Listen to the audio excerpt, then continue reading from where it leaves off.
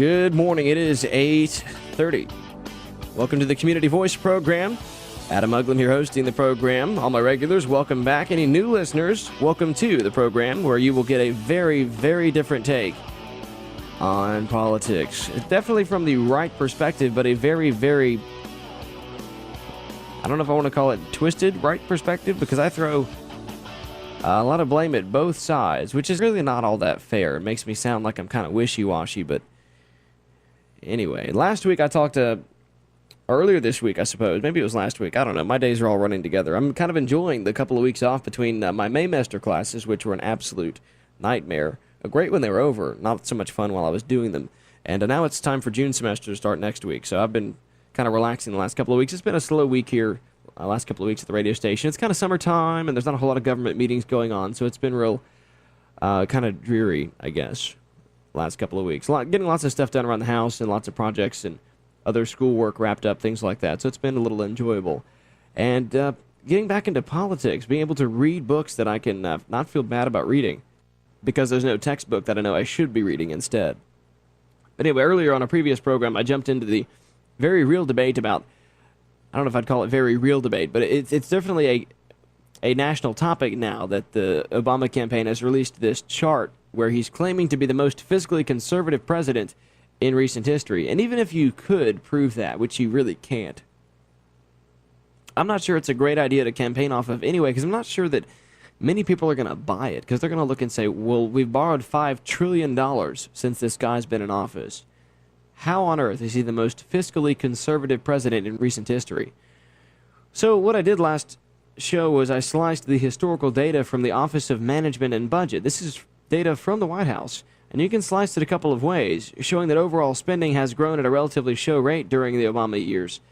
And once you adjust it for inflation, that actually changes quite a bit. Both total spending and primary spending, which is spending minus interest payments, have been restrained a little bit. But does this make Obama a fiscal conservative? And how do these numbers relate to the reality that we have an economic condition where we've passed a giant faux stimulus that cost over $1 trillion? Now, they say it was $887 billion was the cost of the stimulus package, but please do remember that this spending package was laid out over a couple of years. I still think there's even money left, a few $1 billion at least. But when you spend it out over a couple of years like that, you have to take into account inflation. And once you adjust that $887 billion, or whatever the number is, just shy of $900 billion, once you adjust it for inflation, it's well over $1 trillion. And some people are saying it should have been more. And the really scary part about the whole stimulus thing, just for a little brief aside, is that the administration told us that if we don't do a stimulus, unemployment's going to hit 10%. If we do the stimulus, it'll stay around 6 or 7, hopefully, and hopefully go back down. Well, we did the stimulus, and it went up to 11%. So with the stimulus, it did what the president said that it wouldn't do unless we got the stimulus. You can't trust the numbers that come out of Washington. I don't care if it's a Republican president or, I mean, it's politics, ladies and gentlemen. It's Keynesian economics is what it is. Both sides like it. There's no Austrian Keynesian divide in Washington. We're all Keynesians now. Who said that? Was that Nixon, I think, who said that? I think it was Nixon. I don't remember, but he said we're all Keynesians now. This was really at the peak of the great debate, the battle of ideas, talking about how the government, or what role the government should play with the economy. Also, we shouldn't forget that the economy is, well, the government is saddled with Obamacare as well, not just the stimulus and more interest payments. It turns out his supposed frugality is largely a result of how TARP is measured in the federal budget. To put it simply, TARP pushed spending up in Bush's final fiscal year, the fiscal year of 2009, which began October 1st, 2008. And then repayments from the banks, which count as negative spending, artificially reduced spending in subsequent years. The combination of those two factors made a big difference in the numbers. The TARP spending, which really happened under President Obama's watch, counted under Bush, if you look at it technically. But the payments all counted for Obama, which is awfully nice for him. And it's nothing he did, it's just how it worked out. I think he's awfully lucky when it comes to this, most fiscally conservative president in recent history.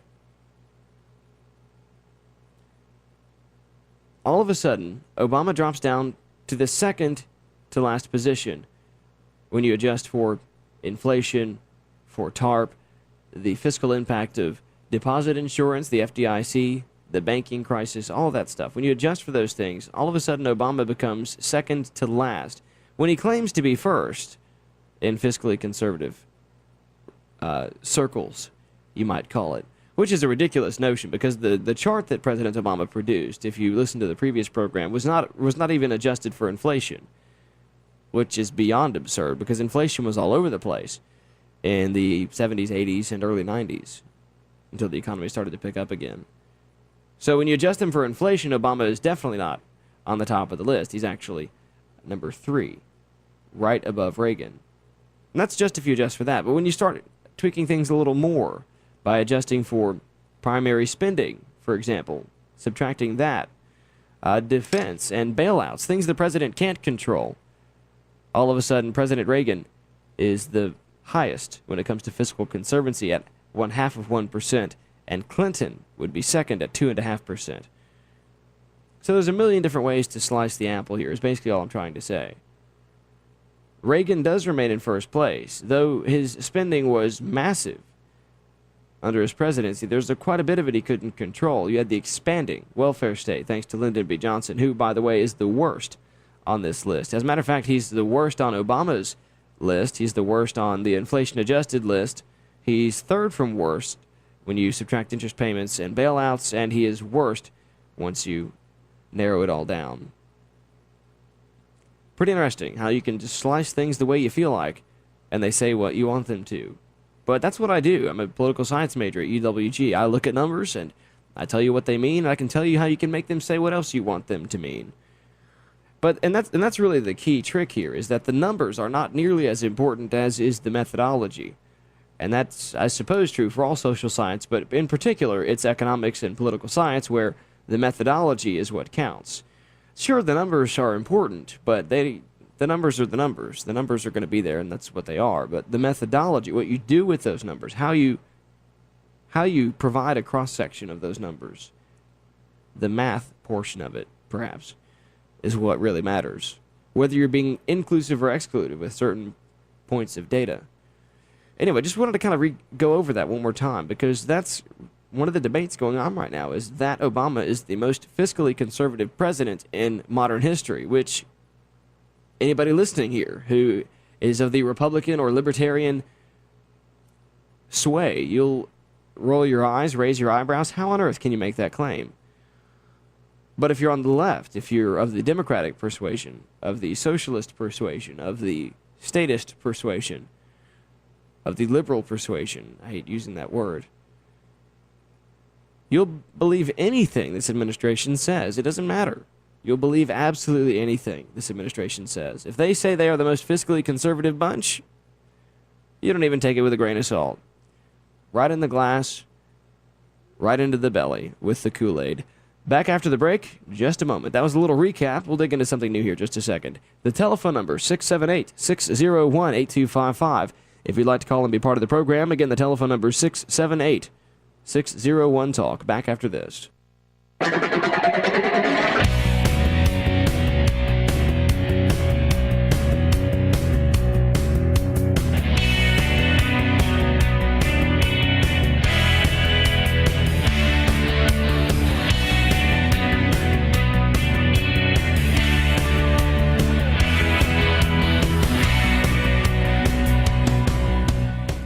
Welcome back. It is 8:41 on the WLBB News Clock, and you're listening to the Community Voice program. So it's a little obvious. I like talking about macroeconomics. I like talking about macro politics. I like talking about public finance. Why it's intriguing to me, I'm not sure, but I think it's intriguing to all of us because we all pay taxes. We all are involved in the result of what happens with what politicians decide to do with our money. And comparing them internationally, I think, provides us with a very good perspective. I was having an argument with someone on Facebook a couple of days ago, something I seldom do because it's often a waste of time, and to be perfectly honest, I'm a lot smarter than most people, and most people just don't get it when I explain things in an intellectual manner. Most people just, right or left, they bring out some talking point they heard on CNN or Fox News, and that's the end of their intellect. It's really, really disappointing. And there was something about a soldier. I remember it was a picture we were commenting on. There was a soldier talking about how he works hard and has been stationed in many different countries, and he does this all for his $50,000 a year salary. He's been in the military for years and years and years. And he's part of the 0.01%, he said. Because he's been around the world, he sees what poverty is like. And that's kind of the point in his little message, is that Americans have no idea how good they have it. Have no idea. And what's happened with our society is that we are under the asymptote. We are at the point where society, our way of living, is not improving at the rate that it once was. It's still improving every year, absolutely, but not nearly at the rate that it was. So that exponential growth has now been diminished. It's now turned over. If you're a math whiz, you'll know what I mean when you have an asymptote. It's the little loopy part where all of a sudden the exponential growth disappears and you're improving, but at a much slower rate. Well, that's where we are, I think. And it's certainly changed the political climate. And it's only a matter of time until something breaks, something gives. I don't think I'm quite ready to trade places with Canada, for example, or some of the other more socialist countries. But they do have a lot of lessons that we can learn from their policies. Much like Germany and Sweden, for example, very large government countries with big social welfare programs. There are a few places around the world, especially the Baltic nations, that seem to be slowly but surely trying to move in the right direction.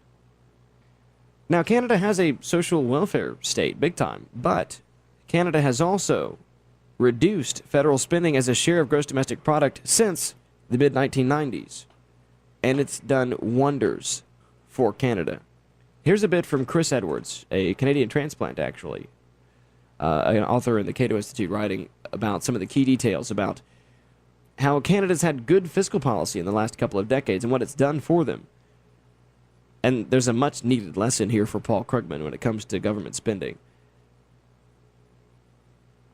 Canada's also privatized their air traffic control system. They've also been very quick to oppose global bank taxes. I mean, Canada's coming across as very much leaning away from the socialist aspects of the country. They're doing a lot to open up the market in healthcare in Canada because healthcare has gotten so expensive in Canada thanks to its government-run system. It's gotten so clunky and so bad in terms of service that they're opening it up much more so to private competition. And it's doing wonders for the country. They're saving a lot of money. 2 decades ago, this is Chris Edwards, Canada suffered a deep recession and teetered on the brink of a debt crisis caused by a rising government burden of spending. The Wall Street Journal said that growing debt was making Canada an honorary member of the Third World with the Northern Peso as its currency, but Canada reversed course and cut spending, balanced its budget, and enacted various pro-market reforms, as I mentioned earlier. The economy boomed, unemployment plunged, and the formerly weak Canadian dollar soared to reach parity with the U.S. dollar, and in recent years, actually, this is my side here, has become more valuable, which Canadians love when their dollar is more valuable than ours. In the early 90s, combined federal, provincial, and local spending peaked at more than half of gross domestic product. In the 1993 elections, Prime Minister, gonna have a tough time with this one, Jean Chrétien's Liberals gained power, promising fiscal restraint. But this was the party of Trudeau, and so major reforms seemed unlikely. In the first Liberal budget in 1994, Finance Minister Paul Martin provided some modest spending restraint, but his second budget in 1995, he began some serious cutting. In just 2 years, total non-interest spending fell by 10%, which would be like the U.S. Congress chopping $340 billion from this year's non-interest federal spending of $3.4 trillion. When U.S. policymakers talk about cutting spending, they usually mean reducing spending growth rates, but the Canadians actually spent less when they reformed their budget in the 1990s. Instead of reducing the growth, as U.S. politicians state, they actually made real cuts that year. It's a big difference, ladies and gentlemen. It means a lot to financial markets because government debts make a big difference, government sovereign bonds. The Canadian government cut defense, unemployment insurance, transportation, business subsidies, aid to provincial governments.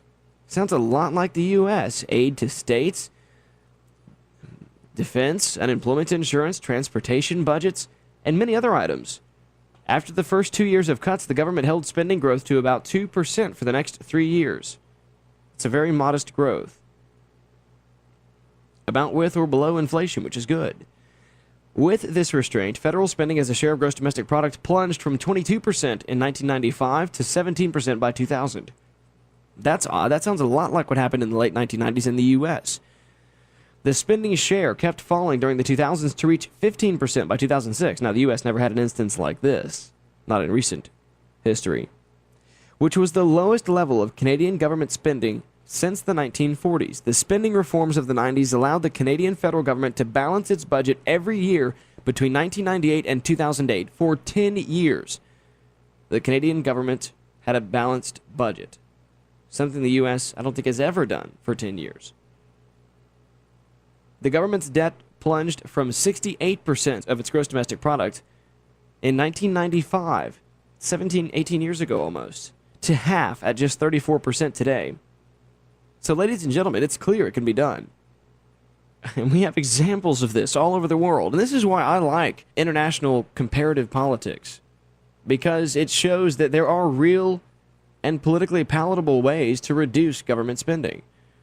Canada was able to reduce defense spending, reduce unemployment insurance spending, reduce spending on transportation, cut business subsidies, cut aid to their states, their provinces, which would be their states, like our states.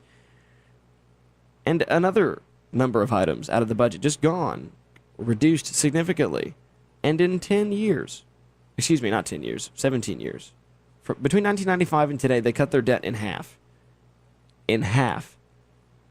As a percentage of their gross domestic product, which is really all that matters. The number is not nearly so much what matters as it is the percentage of gross domestic product, and there's a good reason for that. But that's for another program. Total government spending, including subnational units, such as provinces, is still slightly higher in Canada than in the U.S., but I think that's going to change here in the next few years, because it's on a downward trend. It just is. Canada's had amazing success with it. And if you think about it, they still have their social welfare state. It's still there. They just reduced the spending big time on it. So all of those crazy people out there who demand that they be taken care of by the government, they're still being taken care of by the government. They still have their service, so they don't have a whole lot to complain about. But the spending was reduced.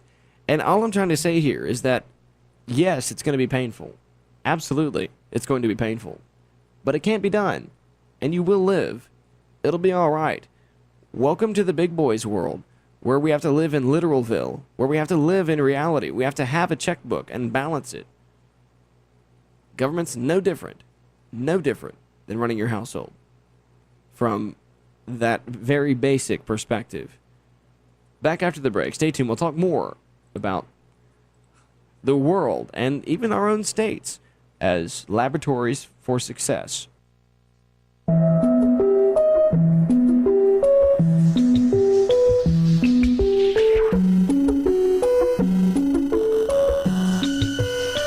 I was marching to the wrong drum with the wrong scum, missing out the wrong energy, using all the wrong lines and the wrong signs with the wrong intensity. I was on the wrong page of the wrong book.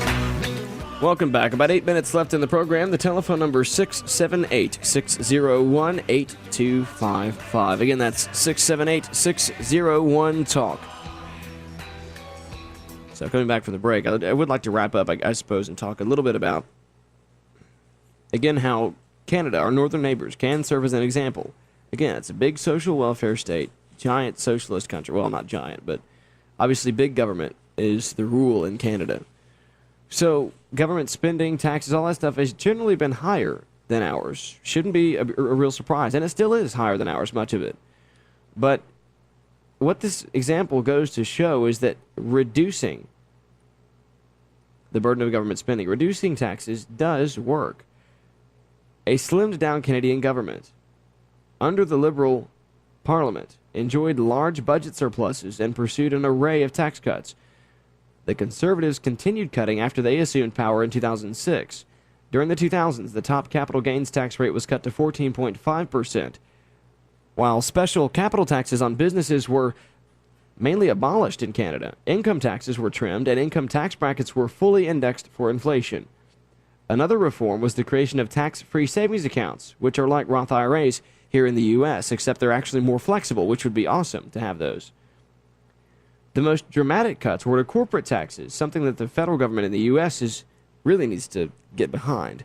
The federal corporate tax rate was cut from 29%, which back in 2000 is still lower than ours today, was cut from 29% to 15%. Most provinces also trimmed their corporate taxes so that the overall average tax rate in Canada is just 27% today. By contrast, the average U.S. federal state rate is 40%, 13% higher. There's some socialist country north of us that taxes businesses less than the U.S. What on earth is wrong with us? Canada's federal corporate tax rate has been cut from 38% in the early 1980s to just 15% today. And despite that much lower tax rate, that's weird, tax revenues haven't declined. Indeed, corporate tax revenues have averaged 2.1% of gross domestic product during the 1980s and are slightly higher, actually, during the 2000s at 2.3% up until the economic crash, the big crisis in 2008. So here it goes again, the Laffer curve. The effect of higher tax revenue shouldn't be surprising, though American policymakers still operate in some fantasy world where taxes are assumed to have no impact on the economy. Remember, the Congressional Budget Office is designed to make politicians look good. The Congressional Budget Office can't assume behavior, can't assume economic impact based on taxes. They just assume that if you raise taxes, you're going to get more money. You're going to get exactly what you ask for. But you don't, because you're taxing behavior, you're taxing activity. Now, sure, raising taxes will increase revenue sometimes, but it's about finding that fine line where it doesn't increase revenue anymore. The main lesson here is that it's both possible and desirable to shrink the burden of government spending. You can have lower taxes and increase revenue. You can reduce the size of government and maintain your welfare state. Your national healthcare system is still intact in Canada after the draconian cuts, as I'm sure it was often called, under the Liberal government in Parliament. Now, do remember that Liberal parliaments around the world are not like the Democratic Party in the United States. That's why I'm not fond of using the word liberal, because in an international context it means something totally different than the way we use the word here. Again and again and again, example after example after example can be found where states that have lower tax burdens, no income taxes, for example, that have smaller burdens of government, smaller levels of spending, those states are doing the best right now. The government in Utah is extremely small. Oklahoma. I always get those mixed up for some weird reason. North Dakota, very small government spending, very small government programs. Also doing very well, and has been for some time, way far before the oil boom. I mean, that's obviously an economic boon for them to have. I mean, the unemployment in North Dakota is, 2%, I think? Technically, they are overemployed. And economists could reasonably almost expect some kind of bubble there, but they really just don't have the people there. I mean, it's North Dakota. Who wants to go to North Dakota? Well, anybody who wants to make $90,000 or $100,000 a year would want to go to North Dakota. That's for sure. Because there are more jobs than they know what to do with in North Dakota, because the Bakken, the oil that they're finding in the oil sands in North Dakota are on private land. So drilling is a lot easier to do, considering that much of the drilling done by private companies in the U.S. is actually done on federal land, so it makes it a little more complicated. But when it's private land, it's obviously much quicker, and it's working. I mean, look, North Dakota, prime example, 2% unemployment. And there's oil all over this country, and especially in the Bakken. And there's lots of federal land above the Bakken as well that's owned that could be used as well. But gas has gotten a little cheaper lately, so it's not a national topic anymore. It's still expensive. $3.33, I don't like that. $3.31, I miss $2 a gallon. I remember when it was $2 a gallon. When I started driving, it was $1.86. I can't tell you how much I miss having a hard time getting a $20 bill into my car. To go back to my point, though, it's not just Canada that's doing the right thing. It's a lot of countries that are doing the right thing. Ireland, Slovakia, New Zealand, a lot of other countries are doing the right thing. And I don't want to have to move to Canada. It's really cold there. And they've got a government-run healthcare system I don't approve of. But right now, high-ranking politicians from the frozen wastelands, like Canada and Slovakia, have made it all pretty clear that if we copy them with regards to financial reforms, then we can do the same thing. We can still have the high-quality lifestyle we have, cutting-edge health care. But we got to pull our big boy pants on and tighten our belts up a little bit to get it done. And the news media and politicians are going to make this far more complicated than it really is. Because there's special interests to protect, there's electorates to protect, there's districts to protect. There's all of that. All being protected by the political system is preventing real reform. Hope you enjoyed the program. It will be on my website later today, libertariats.wordpress.com. Don't forget, I also have a YouTube channel as well. You can check out many of my previous shows. The Libertariats, all one word, on YouTube. It spells like it sounds, libertariat@wordpress.com. Also, libertariat@gmail.com is the email if you'd like to mail me a comment or question. Get lots of those and inspiring show topics, even. Catch you bright and early tomorrow for local news.